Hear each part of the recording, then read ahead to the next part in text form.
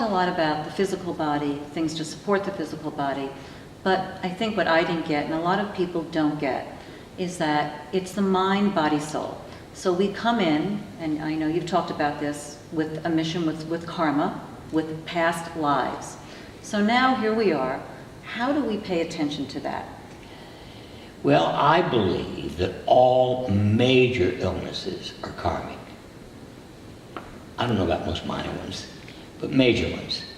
And so if you have a major problem, one of the best things you can have is a past life therapy session with someone who knows how to do that properly. How do we find people that know what they're doing? And this is a Well, hopefully someday soon I'm going to have a list of those who've been certified by Morris Netherton, because I consider Morris the most outstanding past life therapist that I know.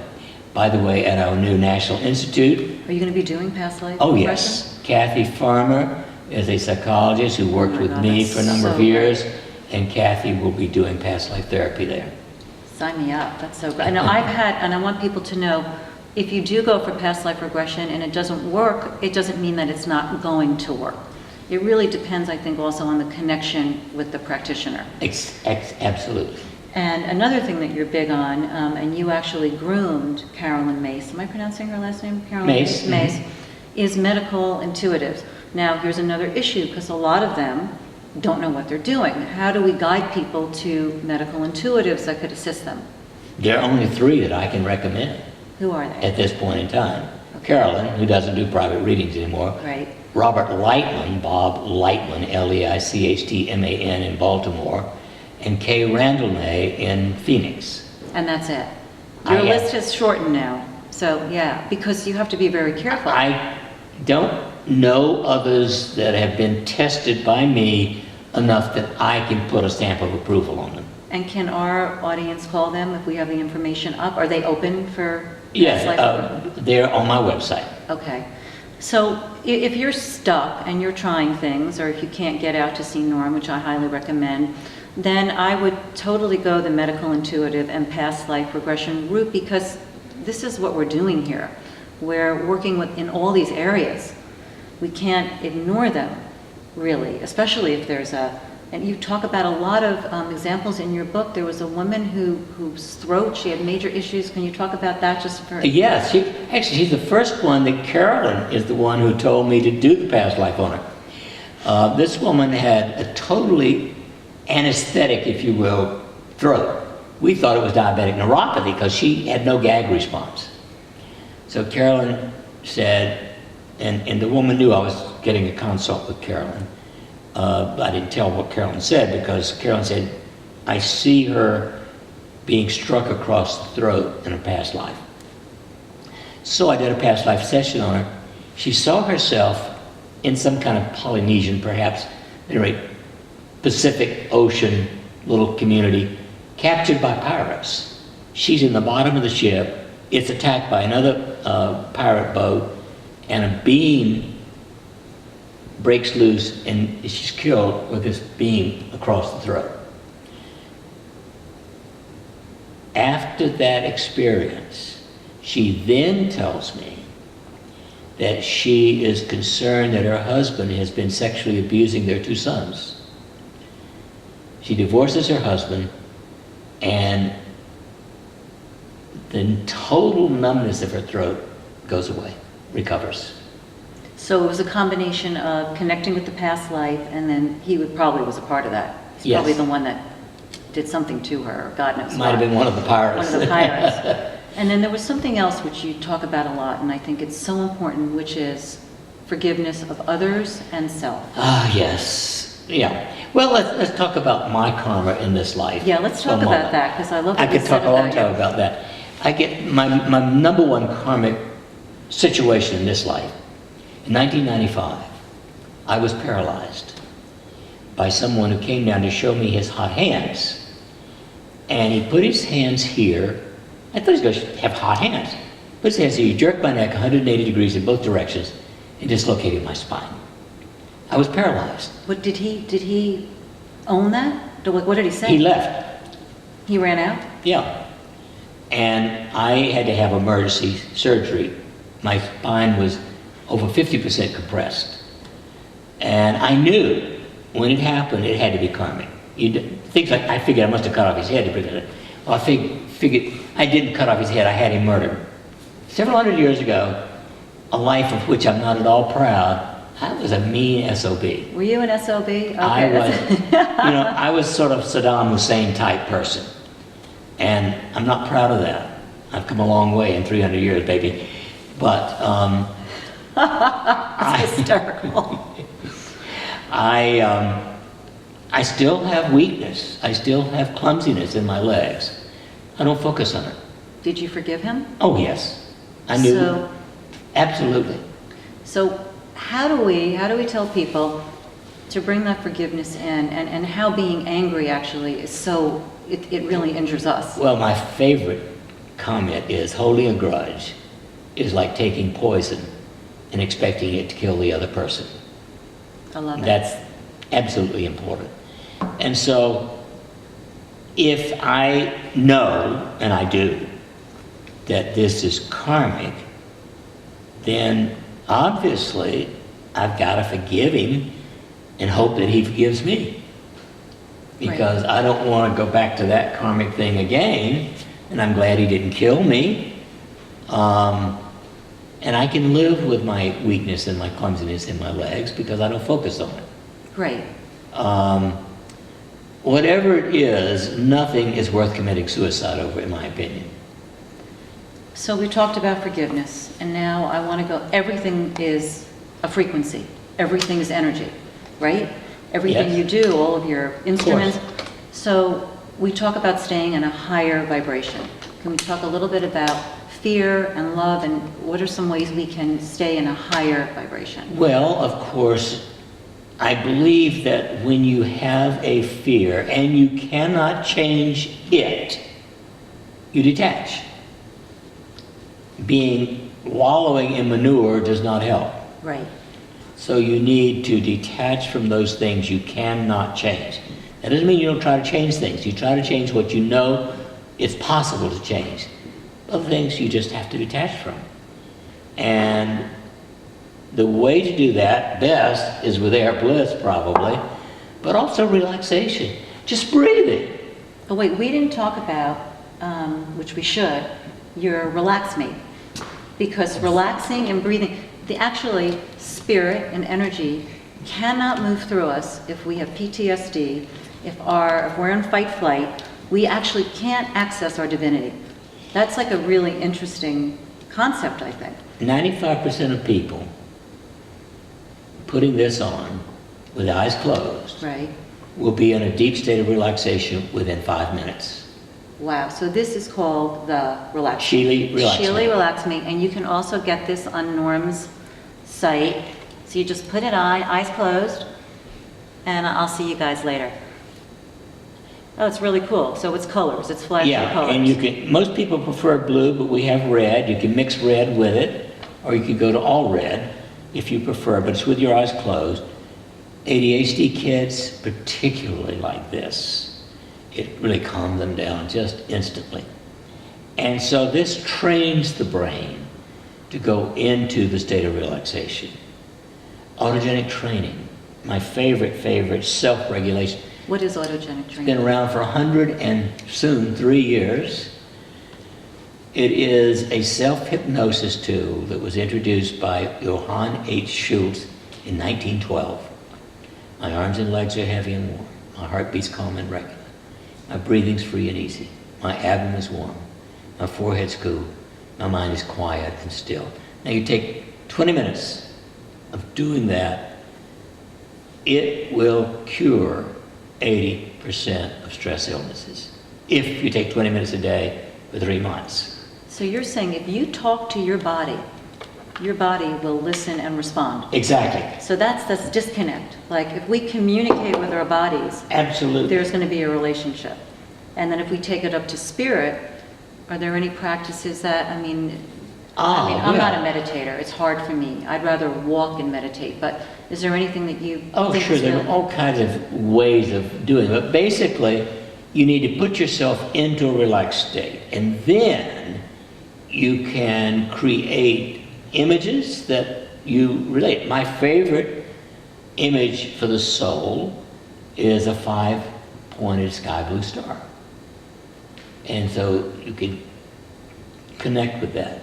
My favorite symbol for God is a 6-pointed star that is white. But there are all kinds of guided imageries that can help you connect with those two. And okay, so we were talking, there's so many energy healers. There's so many people out there professing they can heal you. They have workshops, they take people's money, they're telling you to jump up and down and read this and do that. How can we tune in to be best directed to what's going to help us, and how can we protect ourselves? Because a lot of people are very innocent. I was. You know, I can only say that in general, a certified massage therapist who's doing massage is likely to be safe. Right. Reiki is generally safe. I think it's very difficult to choose anything beyond that because there's no certification that does it. Now, I have been certifying people in the use of the oils. I call it transcutaneous acupuncture because you're not putting any needles in. But even those people need to be careful not to do medical things. They are showing people how to do, but unless they are physicians or nurses, etc., they don't know what not to do.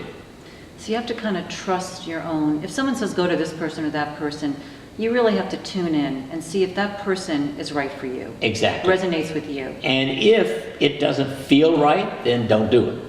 Now, did you have any inclination that guy was going to twist your neck? If you think back. Oh, no. So that was totally karmic. I had someone doing energy work who said he had someone push him from behind. He came crashing down on my sternum and it was cracked. And so I guess that was karmic too. Join the club. Wait, I think we were both SOBs in past lives, which is why we're doing service work, I have to tell you. But you've certainly made up for it. Well, I hope so. One of my goals for the last 40 plus years has been not to create any negative karma in this life. Right, which happens, so every thought's a prayer. Everything that you do is a prayer. And when you're opinionated, like we both are, you kind of have to watch it. Exactly. A little bit. So even your feelings about Big Pharma and all of that, it's like you speak your truth and we send them, how do we deal with that? Well, you remember that wonderful line in My Fair Lady, why can't a woman be like a man? Yes. But why can't everybody be like a Sagittarian and be blunt? Right. Well, I'm a rising Sag, so there you go. Yeah. Better to be blunt. Now, another insight, in fact, I have a newsletter coming out on this next month. Astrological tools. I believe everybody should have a good astrology chart. I agree. You want to know your sun sign. That is your natural inclination in life. Your moon, that's your emotional control. What's your moon? My moon is Pisces. Oh, okay. You want to know your ascendant or rising sign. Mine is Libra, fairness. And you want to know your north node. Yes, the karma. And interestingly, my north node is also Pisces. Which is gentle. Well, but the challenge, right, it is to learn to trust it. Now, interestingly, my mother was Pisces, and that's my moon, so that's emotion. My father was Sagittarian, and so if your parents have a major place in your chart, I think that's also important. The astrology chart is so important. It's when your soul's blueprint, when you have chosen to incarnate, and you need someone good who's not going to interject their stuff in it. And I will have great people up on Myhealingrooms website that I've used. Do you have people, astrologists, that you recommend too? And there's different astrology. There's Vedic, there's Yes. whatever. And it's an amazingly helpful tool. I was told in this life I have to serve or suffer, so I'm serving. I give in, I wave the white flag. So what is your wish for the remainder of your time on this planet? What is your wish for everybody? Well, I wish everybody could be responsible and organized, because it's the best way to protect yourself and create and help other people. And that's why last year I donated to Missouri State University this 256-acre farm, this research facility, and I endowed the Mary Charlotte Bailey Shealy Chair of Conscientious Psychology. And I want that individual to do research, not about people who are conscientious, we don't need work on them. How do you help people who aren't conscientious become so? They have lots of ideas. So what are some ideas? I just want to know, how do we help people to become more conscientious? Well, I think you teach them the kinds of common sense things we've been talking about, among other things. You teach them how to relax and let go. You teach them autogenic training. You use music to calm them. I think that there are numerous ways. I'd like to see tools that can be used in schools. That would be so important. I have a feeling that if we actually did aromatherapy in a classroom, just doing this could make a big difference. Somebody just this week told me that she had in the same office, in one of those big offices where they have some woman had something happened, broke out crying. She just went over and just actually put 2 dabs of this on her, and within a moment she was smiling.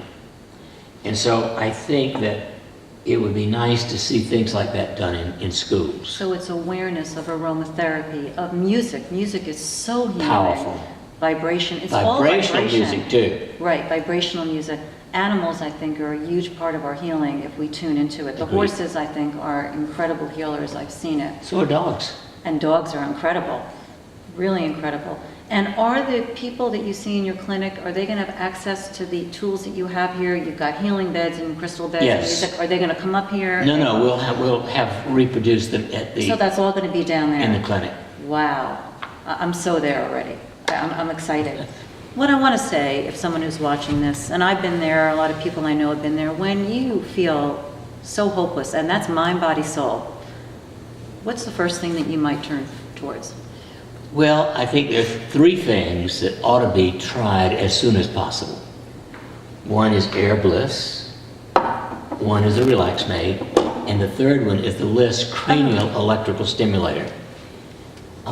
Saul Liss brought me this back in 1975, and I discovered that if you use this, trying cranially, this way or this way, 1 hour every morning, it will markedly increase your serotonin the first time, within 20 minutes. Really? Serotonin is the bright-eyed, bushy-tail, feel-good in the morning neurochemical. So this is called, again, this is the LIS. Now today, since Saul passed, the patent was bought by a company called Fisher Wallace, and it's all over the internet. They're doing a wonderful job in keeping it going. Do you sell this on your site? So people... I don't. You don't? Okay, so they can get the LIS stimulator. It requires you a can get- prescription, but they will even give you contact with a physician to get the prescription. That's wonderful. And So don't give up hope. We've talked about just 3 things here, which is the Air Bliss, the LIS, and what was the third one? the relaxment. And the relaxment. These 3 are the most crucial And I throw in the for magnesium mood. lotion. Oh, magnesium lotion, of course. It's just but like a that's little no-brainer, slower. guys. Okay. Then you need, if you know, either a truly holistic physician or psychologist to help you. You know, that's great.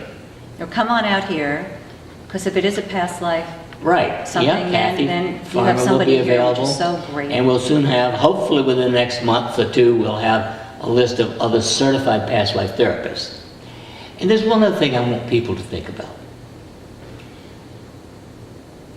If you do anything that is helpful for people, I don't care if it's working in a factory canning vegetables. But I want to give you this story, how it came to me to recognize. In 1966, we had moved into a new home in La Crosse, Wisconsin. It was very hot, muggy, and the toilets dove up. I called an unknown plumber, and I called him, and this man came out, and he looked at me and said, "Doc, where's the clean-out trap?" I didn't know what a clean-out trap was. And they had blacktopped over the clean-out trap in our driveway. And here's this guy, he figured out where it ought to be, and here we are at about 100 degrees, and he's with a pickaxe. And I looked out at him and I said, you know, this guy is contributing to the world as much as I ever can as a neurosurgeon, because I can't get this done without him.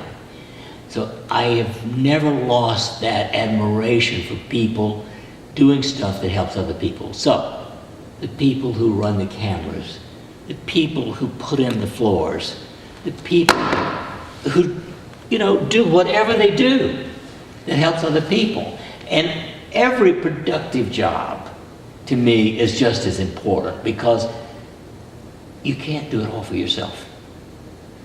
So what you're also saying is, whatever we do is in service to the all, to the greater good, and that everyone should be respected for what they do and respect what they do. Absolutely. I consider a plumber a saint. I agree.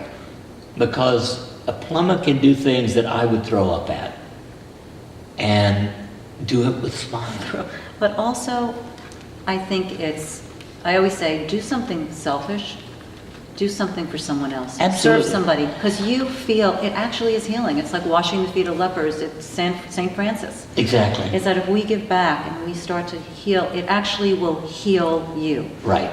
The number one way to feel good about yourself is do something for other people. And then if all else fails, again, as Carolyn May says, get on your knees, say, I surrender, take me out of the picture, show me the truth, and get yourself out of the way. Exactly. That's really important. Right. Is to just surrender. So your parting words of your wish for the planet and for everyone. I think the most important thing is to look into the mirror and say, you're okay, I'm okay, because God does not create junk. I love that. We're all divine. You've helped so many people. I know you know that. You are wiping out all that yucky karma. And I'm so grateful to be here. There's so many tools that Norm is offering us, apart from everything we spoke about.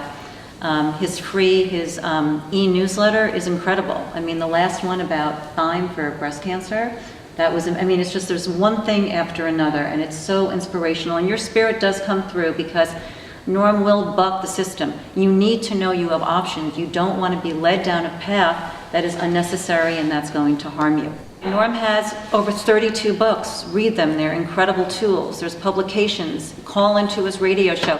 He is everywhere. There is so much. By the way, I have another radio show also. No, I didn't Hay know. House now. Oh, can you tell us about that? In addition to my one that I've done for 26 years, right. Here on KWTO, which they can tune into anyway. It's on the internet as well. But I'm on the Hay House Radio, which is also internationally on the internet. Congratulations. That's really exciting. It's every Wednesday at noon Central Time. So there's all of this information. So please, for Norm's sake, empower yourself. Feel good. We love you. We are all one. Thank you. Thank you, Norm, so much. Thanks.